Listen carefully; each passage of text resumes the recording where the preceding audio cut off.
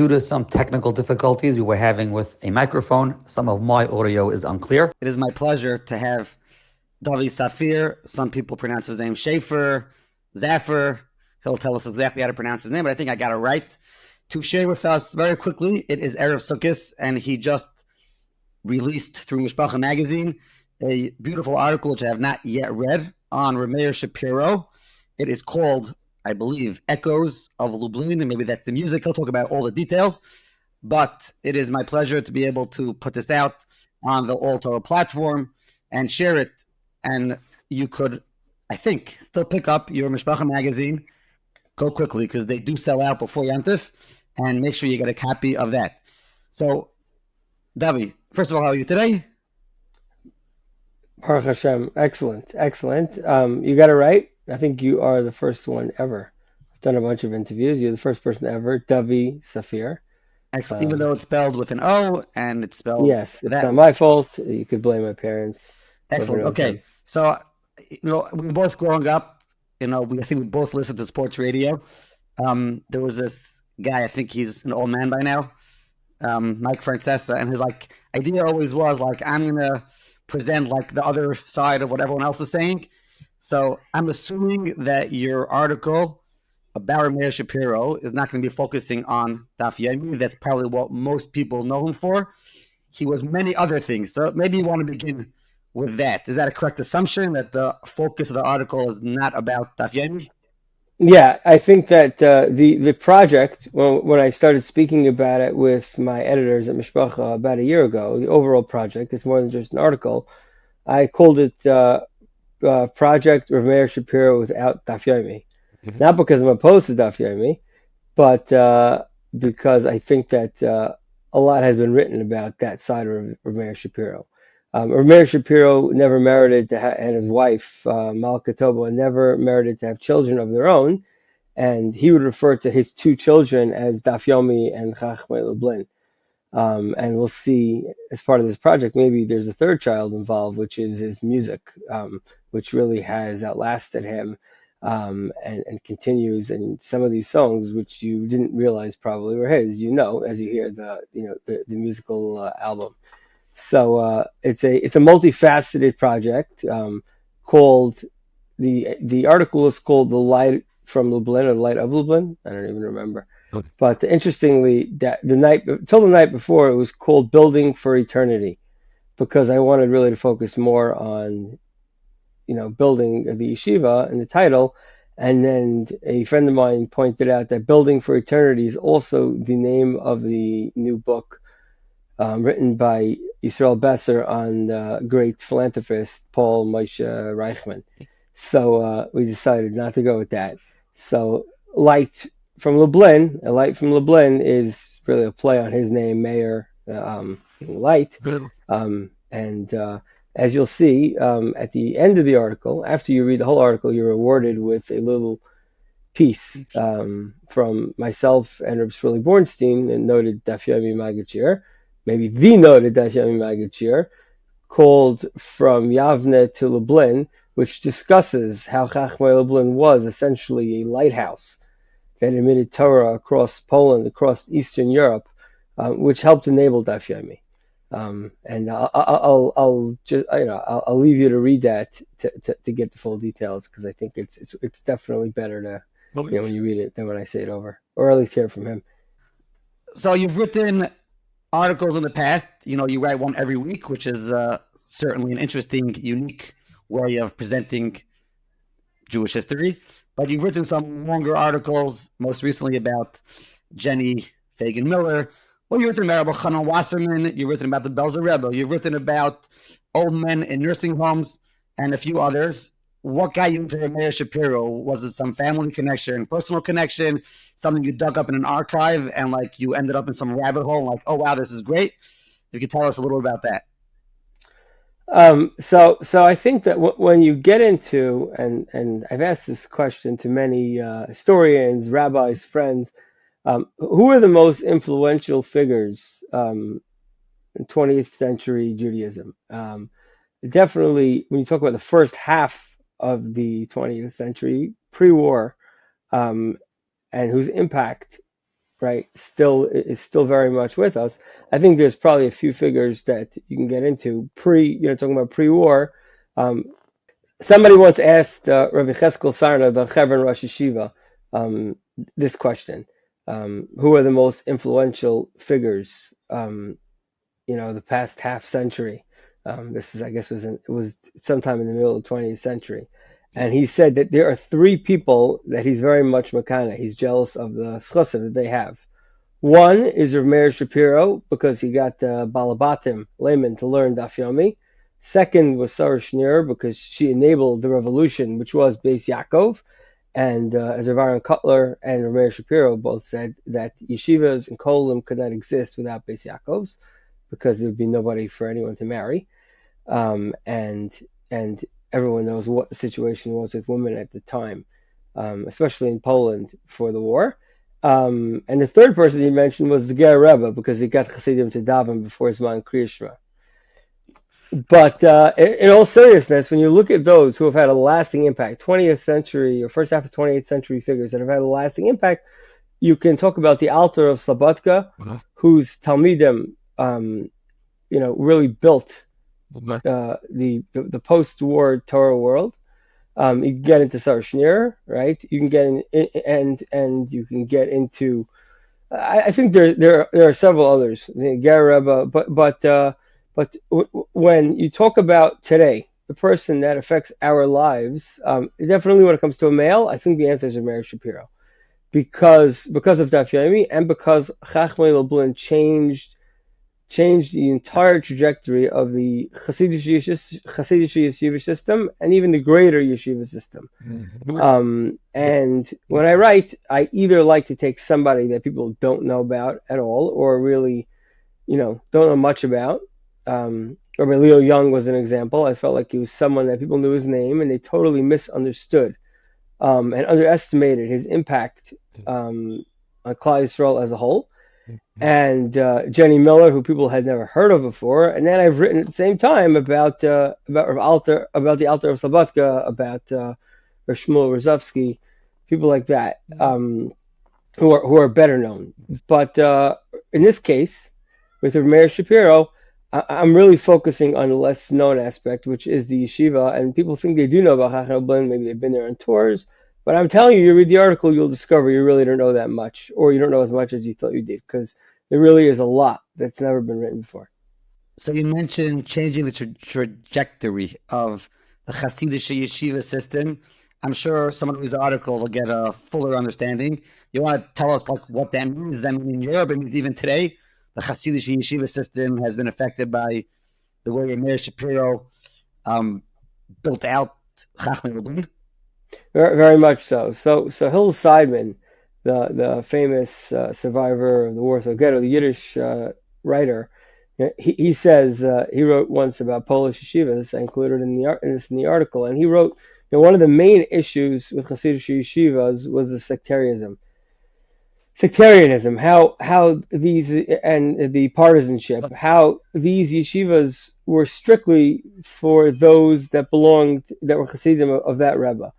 And parents were afraid, if they belonged to a certain Hasidic dynasty, and let's say that dynasty didn't have the best yeshiva, they would never send them, they wouldn't send them to a different Rebbe's yeshiva, because they were afraid that they would lose them to that Rebbe. He almost jokes that they were more afraid of losing him to another Hasidist than they were to losing him to one of the isms of the time. And Rav Meir Shapiro saw a need for an elite yeshiva which could include all kinds of Hasidim. He himself was a Chartkover Chassid, and the Chartkover Rebbe was very much behind this idea, and the Ger Rebbe was behind this idea as well. The Ger Rebbe experimented with an idea like this, the Masifta of Warsaw, which I would say was not a successful experiment for several reasons, but it had its time for a few years, or I guess it was a mild success. But the Chachmei Lublin was done in a way that was so grand, and it made such noise that anybody who was an elite Hasidic student from really across the world, they wanted to come to this yeshiva. I've gone through the archives of the yeshiva, which amazingly still exist mostly, and you could see the applications that were sent in. and the very vast majority were not accepted, but everyone had some kind of way, that they thought they were going to be able to get there, to get into the yeshiva, because everybody wanted to be there, even if they didn't belong there and they knew they weren't up for it. They figured maybe some way I could weasel my way in, because Chief Rabbi Yisrael Meir Lau told me this story, and he said it many times. He's actually named for Meir Shapiro, who was his father's first cousin. He talks about how in the pre-Chachmei Lublin days, I guess also other yeshivas while Chachmei Lublin was open, the yeshiva bachram would sleep in stores at night. They were hired out as in exchange for being watchmen in the stores. They were locked into these stores at night. And you can only imagine what that was like. And you talk about, you're trying to raise the Ramah of Torah, and you have yeshiva bachram that night are locked into stores as watchmen, right? Rabbi Meir Shapiro famously said at the opening of the yeshiva, or the groundbreaking, I don't remember which one, that we have to thank the thieves in Poland, right? Because if not for them, we wouldn't have had any yeshivas. But overall, I think that the Chassidish yeshiva was very different from the Litvish yeshiva, in that it was basically centered around the court of the Rebbe, and it was not an organized per se yeshiva with a proper Rosh Yeshiva. There was no dorm. There really weren't even meals, whether it was the tag system but it was not you can see in the article, I share several anecdotes from different memoirs, different people have shared with me, ways that the Hasidic yeshivas, it was difficult. There was not a lot of pride in being part of these, being a student in these yeshivas, and Chachmei Lublin changed all of that. So it's very interesting. It seems to be, you had this combination of a certain elitism, right? That you had to be like top notch to get in. But at the same time, like, he wanted this to have an effect on the regular person also. I wonder how that actually played a role, like in modern day Poland at that time. So actually, we answered that question. Shirley Bornstein and I tried answering that question in the essay we wrote that follows the article. So I think it's a good question, but I'll let that essay do the talking. Perfect. Okay, I want to jump, because I know, which is probably fascinating to many people who are living in the United States of America. I'm sure a vast majority of people who may hear this have never visited Chachmei Lublin. It might be on their bucket list to visit one day. And I'm sure you could tell them that it's a good place to check out, get a good understanding of what the yeshiva looked like. The building is intact. I personally have never been there. I wanted to go there, but last minute cancellation. But maybe talk about that. His trip to America, what was it different than just a standard fundraising trip that so many of the Rosh Yeshivas of that time came to America? I mean, at the same time, which I'm sure ties into this, Rav Meir Shapiro was the breadth of his capabilities was just beyond what he was involved in as a Rosh Yeshiva, as a Rav, as an orator, as a politician. I'm throwing a lot in my once, but let me focus first on the America part. And I think the oratory skills came in very much, in the way he interacted with people in America. So it's fascinating. So Rav Meir Shapiro was a congressman, right? He was a member of the Polish Sem, which was done in 1922. The Agudas Yisrael had kind of, in the first Sem in 1918, they had two representatives, and they felt like they weren't pulling their weight, and they figured that if they united I think it was the only time, it happened in Israel later on, but they united with the Mizrahi and all the other minority parties into a bloc, and they figured that one of the ways to get people to go out and vote was to put up Gedolei Yisrael, especially charismatic ones, to run. And it's an unconventional thing, but or Panovich Rav was in the Lithuanian parliament, right? It's not an unprecedented thing. But Rav Meir Shapiro ran, and he became this figure that was known throughout Poland.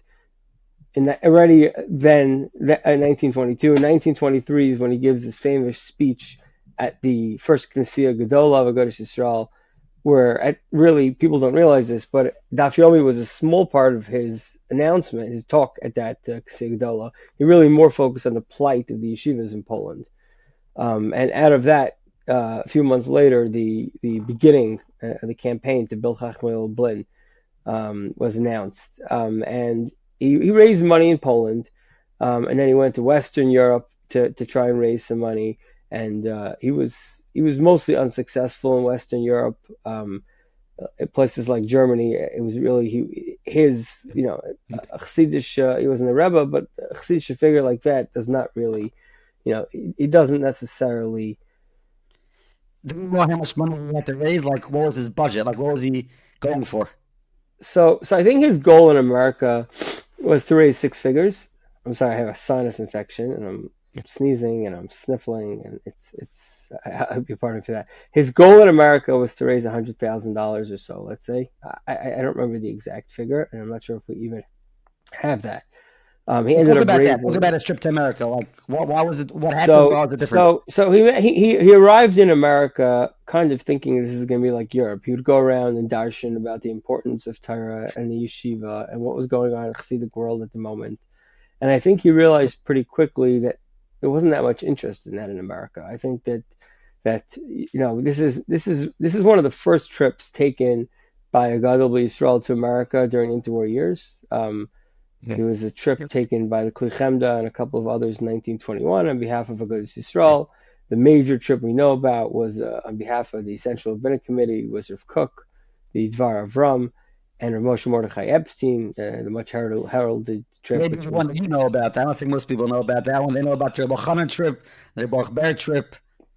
Yeah, but I think one second. I think that you learned in Yeshivas, so you know about that. But I think people know about that 1924 trip. They've definitely seen pictures of it. Those pictures of them wearing the stovepipe hats, and that trip was about raising money for relief in the wake of World War I, for the yeshivas, for the Keren HaTorah. And the next trip was Rav Meir Shapiro, and he came, I would say, somewhat unprepared for dealing with America, and his first few months were a dismal failure. And I think what changed was he realized that if he was going to go and speak about politics and speak about world affairs, which he was an expert on, he was an expert in history, he was an expert really in everything, which is so fascinating. His wit is, going through newspaper articles and just seeing, the quotes from him, off the cuff are incredible. And I've included many of these. I'm not going to spoil them here in the article. But in America, he realized that being a politician, I'll give you one short example. He's in Cincinnati and they were asking him about, prohibition. And he was talking about how in Poland, they have in the wake of World War I and Civil War there, there was a huge deficit, and America, believe it or not, 100 years ago, had a surplus, budgetary surplus in the federal government. So Rav Meir Shapiro said, "You guys have prohibition, and you don't have any vodka." He says, jokingly, he says, "Well, you provide us with money, we'll provide you with vodka." But his wit was in Torah. His wit was in a sense of humor. His wit was in his ability to really. He's really able to converse in any subjects. And you see the titles of the speeches, they quickly morphed from Torah lectures to discussions about politics, world affairs, and people came out to hear this majestic rabbi who was a member of the Sem, and he traveled from New York all the way.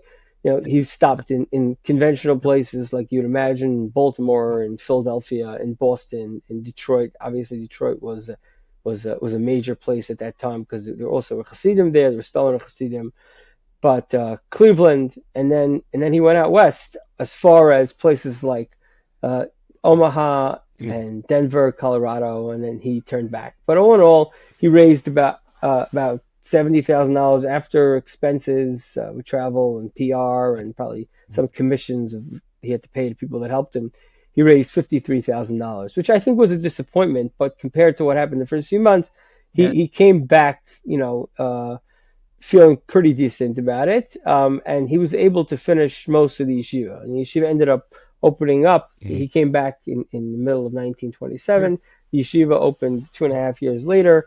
was never completed until 1938, actually. The first 5 floors were finished. The 6th floor, which actually was named for Jenny Miller Fagan, who paid for it, was not finished until the second Siyam HaShas, which was held in the yeshiva in 1938. There's so much to talk about. I mean, you could talk about the yeshiva itself, the famous library with the yeshiva, and some of the svarim that are coming out, whether they're, you can comment whether they're, they're real and they're not real, with the stamps from the Chachmei Lublin library. You could talk about, we have to mention that he died at a very young age. So everything that he accomplished happened at a very young age. You also mentioned, just commenting, that Rabbi Lau is named after him. I think his name was Yehuda Meir, not Yisrael Meir, right? A very interesting anecdote. One year I emailed out at today's Zertzai, learn in memory of and his name and everything. And then I got an email back from someone. It's actually a message, someone I know, someone you know as well. I don't know if she will want me to say her name publicly. She says, "Thank you so much. I just had my 5th boy, I believe, and we were thinking about who to give the name after. And I got this message, this email, and I named my son after, I spoke to my husband, and we thought he's like a perfect person to name after. And they named their baby after Rabbi Meir Shapiro. So it was an interesting anecdote. But maybe just talk about, if you want to wrap this up, I don't want to keep you here that long. And again, everyone should please go out and buy the Mishpacha magazine.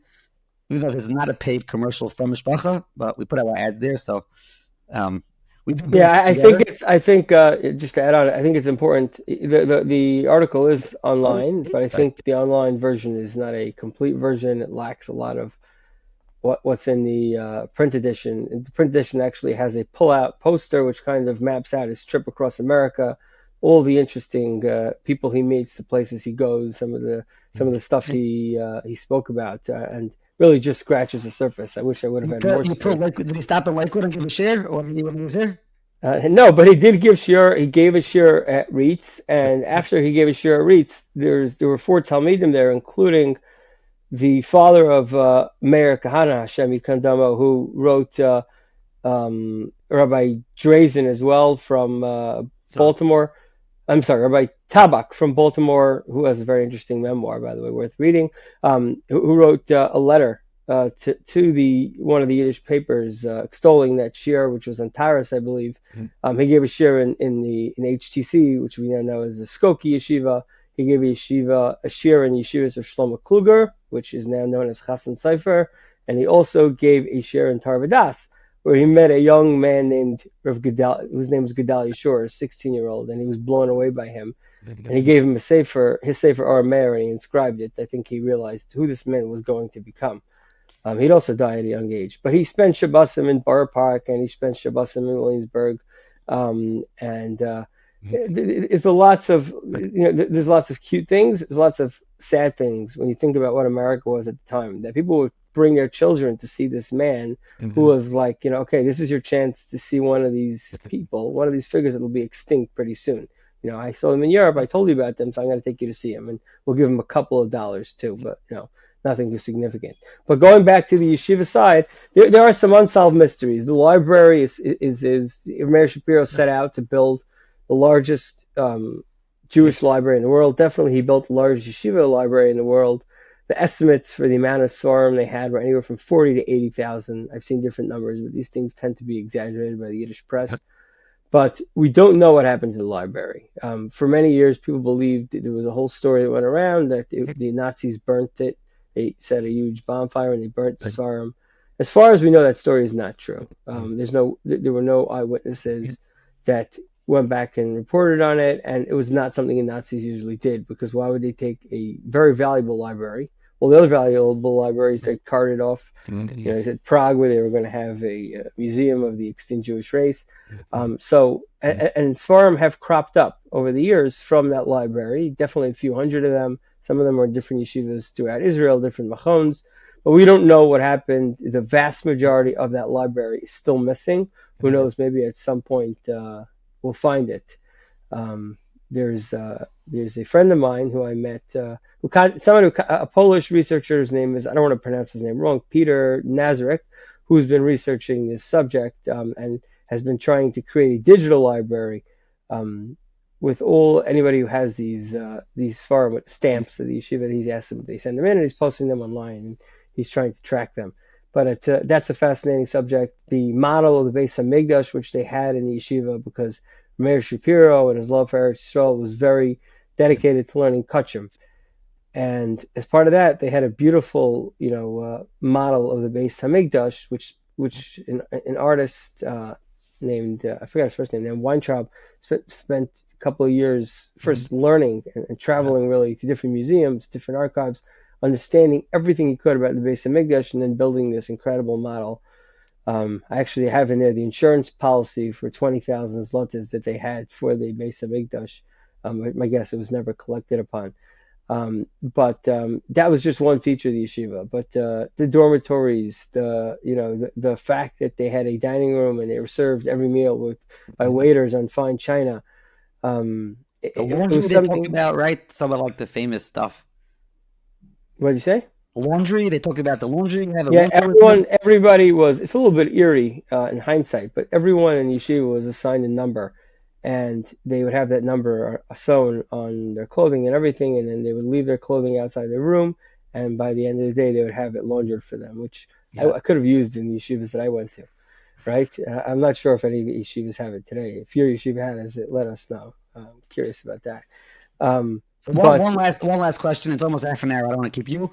And was there like a person like that people don't know about who was like his right-hand man, or like, a lot of times there's a gadol like who has an unknown person or a couple of unknown people like maybe you uncover in this article? I have no idea. Yes, so it's very interesting. Meir Shapiro was only alive for less than 3 years of the yeshiva's existence, right? He spent 6 years fundraising for it. He died in 1933 when the yeshiva opened in the middle of 1930. So, right, we're approaching his 90th yard site now. So the last 6 years or so, 6.5 years of the yeshiva, were without him. So the yeshiva struggled in the beginning to find a Rosh Yeshiva. There are people like Rav Shach that were considered, Lithuanian Rosh Yeshiva that were considered even. But the two figures that stand out, and I write about them, I won't say extensively, but definitely give them a decent amount of coverage, was number one was the Mashkiach, who was there during Meir's time. Shimon El-Chavar, who was an otherworldly figure. He was a Kabbalist. He was someone that was just totally. He lived really in a different world. Everyone who spoke about him, Shmuel Vosner was a close talmid of his. The way they speak about him, you don't hear other gedolim spoken about that way by gedolim. So there was something there, but his style was really different than Rav Meir's, and ultimately, after Rav Meir passed away, was looked at as something that was extreme by the Shulchan Aruchni, which was the committee that was set up to guide the yeshiva, and they went through a bunch of different Rosh Yeshivas for short times, and ultimately the Kasher Glover Rebbe, known as the Kasher Glover Gaon, Aryeh Tzvi or Tzvi Aryeh Frommer, ended up being the Rosh Yeshiva, and his Torah has made a comeback in recent years. Anybody who attended YU knows in the library, his half brother dedicated one of the floors as a plaque to him. So they made me familiar with him from back then. But Kasher Glover's Torah has made definitely a comeback in recent time. But when you look at you look at newspaper articles from the time, memoirs, what they talk about when you talk about the Kasher Glover, His Holiness, you talk about his because it was a Hasidic yeshiva, his Shal Shudis, his Malava Malka, his davening, his whole avodah was something really, really, really special. He took a trip in 1935 with his Rebbe, the Rebbe of Sachachav, to Eretz Yisrael, which is also, both he and Rav Meir had plans to try and settle the yeshiva in Eretz Yisrael, which never happened. Rav Meir said originally, had he thought about it, he would have originally settled, originally set up the yeshiva in Eretz Yisrael. So the Kasher Glover is another figure definitely worth reading about here and exploring further. A new book came out from him in Hebrew from Rabbi David Mandelbaum, who's done a lot of research on this, both Rabbi Meir Shapiro and Chachmei Lublin, and on the Kasher Glover. His father was a student there. Okay, excellent. So I'm looking forward to reading the article. Any last words, what someone should look forward to? Obviously, the music you mentioned, maybe just 1 minute. What do you do with the music? At the beginning, you mentioned music, Meir Shapiro. when we came up with this idea about a year ago, the project, I said, if we're doing Rav Meir Shapiro, we got to bring back his music. I think that people, they know many of his songs. They don't know all of them. Maybe they know them a little bit, but I think that something that it was done many years ago, somebody put out an album or a medley, and I wanted it to be brought back. And the Mishpacha team went along with it. They and Ellie Marcus and Shia Burko, two great singers. Ellie is an old friend of mine. Shia, I haven't yet gotten to know, but they do a great job. The album is called Echoes of Lublin. It's available on Apple Music, Spotify, 24/6, mishpacha.com, wherever you get your music. And it's worth listening to, and I think you'll be singing these songs the whole sukkah. And definitely some Torah, where some of these songs like Ashrei Ish are already sung in many shuls. But really, these are beautiful songs, and I'm happy that we're able to share them once again. Okay, thank you. Let's do this again. Maybe more on Meir Shapiro. Yartzeit's coming up. See him on Seder Nashim's coming up. I'm sure there are many other things that you have in that little study of yours that you might be interested in sharing one day. So you're always invited back for future discussions when we both have more time.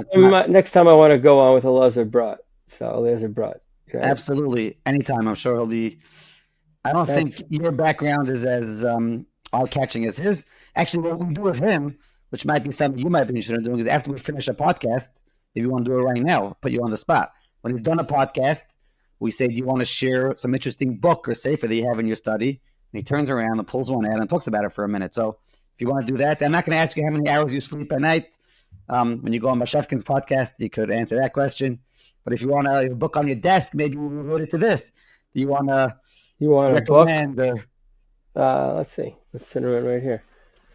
This book right here. Although it's a little bit of a tease because it's kind of hard to find. It's Yehudi about Rav Yosef Tzvi Kalbach, one of the great rabbinic martyrs of the Holocaust, somebody who really reshaped, who helped, interestingly, was the chaplain during World War I, who was sent together with Pinchas Cohen, I believe, to Kovna to be the rabbinic guide or figure in that district, and he helped build schools for girls. He really helped the Lithuanian Jews organize in a German way. Ultimately, was involved in the Karen Torah, was a close friend of Meir Shapiro. There's a great story with him of Meir Shapiro, which is in the article. But he is somebody that absolutely is worth learning about. And you may know his last name from the famous singer Shlomo Kalbach. Right. He had a son or a grandson that was the Mashgiach in Chaim Berlin, who just passed away recently. Shlomo Kalbach, right? The other Shlomo Kalbach. And if you can't get the book, which I know is hard to get a hold of, Aaron Lapiansky has a long talk about him somewhere where you can get a hold of, which is also, he spoke about him Tisha B'Av one year and spoke about his martyrdom and him dying on Kiddush Hashem and really his life. And his entire life was one big Kiddush Hashem. I first learned about him from one of my Rebbeim in the Mir Yeshiva, Rabbi Yamin Kalbach, who was a really great nephew of his. I don't want to make a mistake. But he's absolutely somebody that everyone should know about if they don't already. Okay. We could go on and on. There's a lot to talk about. Thank you very much. Have a good one. Pick up your copy of the Mishpacha. Get the music going. I already listened to it on my 24/6 app. Good stuff. Okay. Thank you for having me.